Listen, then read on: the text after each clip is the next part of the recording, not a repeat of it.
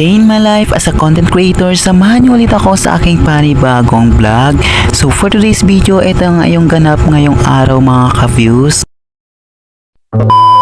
Ngayong araw nga mga ka-views, another vlog, another update na naman sa school. Basta ang pagkaalam ko mga ka-views, ang importante ay mahalaga. Hoy, sana all! By the way mga ka-views, ang importante nakapag-aral ang person ngayon. Eto nga ang person, magaling na nga at buhay na buhay. Nakatitig pa nga yan sa inyo. Last week kasi mga ka-views, may problem health condition ang person. Hoy, sana all maka-health condition yan.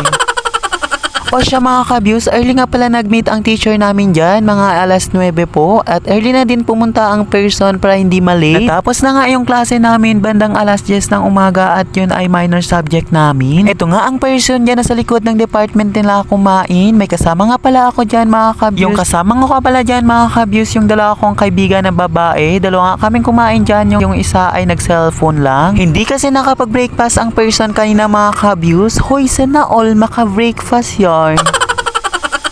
Bumili lang pala kami ng aming ulam doon sa kantin. Eto nga ang person mga ka-views, nagabaon lang ng kanin para iwas gastos talaga. Yung magastos ko nga mga ka-views, ulam lang at saka snack. Nagabaon nga ako ng kanin every Tuesday and Thursday mga ka-views. Eto nga ang person, iniisip naman niya yung parating na exam nila. Mas lalo na yung oral recitation namin. Hindi pa kasi ako nakatapos doon. Need pa naman pumasa doon sa oral recitation. Kapag hindi pumasa ay tigok yung grade. Kaya eto nga ako mga ka-views, full storage na yung brain system ko, kaka-study.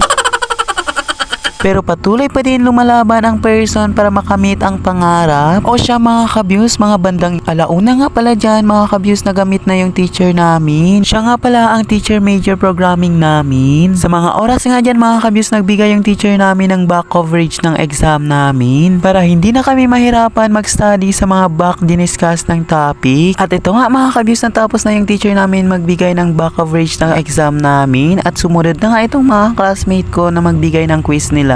May napansin nga ako na something wrong sa quiz namin kasi nga yung mga kaklase ko mga ka-views, tulog-tulog lang sila. Siguro mga ka-views may answer na yan sila at nakatulog lang sa pagod. Kasi nga iba talaga ang college life. Kung nagustuhan mo tong video na to, maaari ka bang mag-like and comment lang. Malaking tulong na nga ito sa akin. So eto muna for today's video mga ka-views. Ayan lang.